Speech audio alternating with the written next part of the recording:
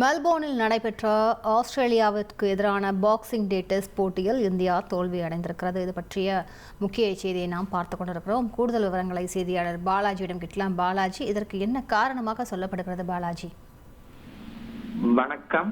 Boxing டே test போட்டியில் ஆஸ்திரேலியாவிடம் இந்திய அணி படுதோல்வி அடைந்து இந்த தொடரில் பின்னடைவை சந்தித்திருக்கிறது.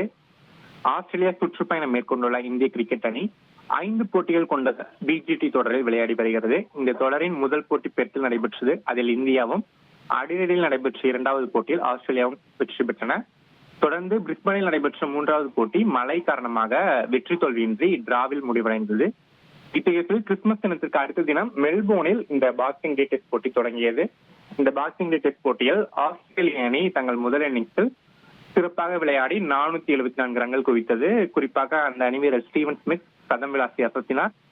இதனையடுத்து இந்தியாவும் முதல் இன்னிங்ஸில் சிறப்பான ஒரு ஆட்டத்தை வெளிப்படுத்தியது. இந்திய அணியில் நிதிஷ்குமார் ரெட்டியின் அபார சதத்தால் இந்திய அணி முதல் இன்னிங்ஸில் 369 ரன்கள் சேர்த்தது.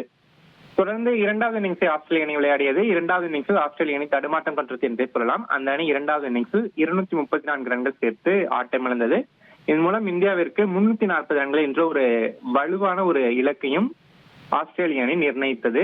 குறிப்பாக பார்த்தோம் என்றால் ஒரு டெஸ்ட் போட்டியில் கடைசி இன்னிங்ஸில் 200க்கும் அதிகமான ரன்களை சேர்த்துவதே ஒரு கடினமான காரியம். ஆஸ்திரேலிய அணி 340 ரன்கள் என்ற ஒரு வலுவான இலக்கை நிர்ணயித்தது. 2வது இன்னிங்ஸில் இன்று கடைசி நாள் ஆட்டத்தில் இந்திய அணி தொடங்கியது. இந்திய அணி பேட்டிங்கில் மிகவும் தடுமாறியது என்றே சொல்ல வேண்டும். குறிப்பாக கேப்டன் ரோஹித் சர்மா இந்த தொடர் முழுவதும் தடுமாறி இருக்கிறார். இந்திய அணியிலும் அவர் ஒரு தடுமாற்றமான ஆட்டத்தை வெளிப்படுத்தி வெறும் 9 ரன்கள் காட்டமிழந்தார். அடுத்து வந்த KL ராகுல் ரன் ஏதும் வெளியேறினார். முன்னோடி வீரரான விராட் கோலி மிகவும் மோசமான ஒரு ஃபார்மில் இருப்பதும் காட்டும் வகையில் 5 ரன்களுக்கு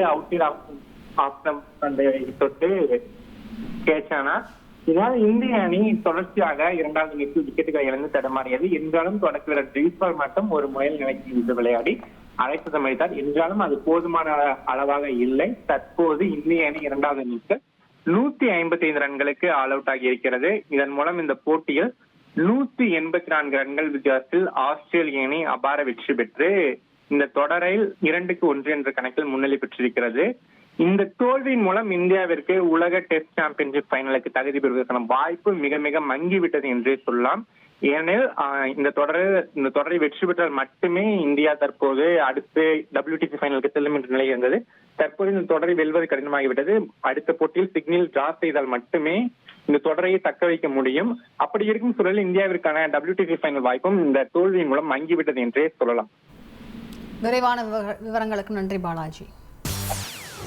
செய்திகளை உடனுக்குடன் தெரிந்து கொள்ள உடனே சப்ஸ்கிரைப் பண்ணுங்க.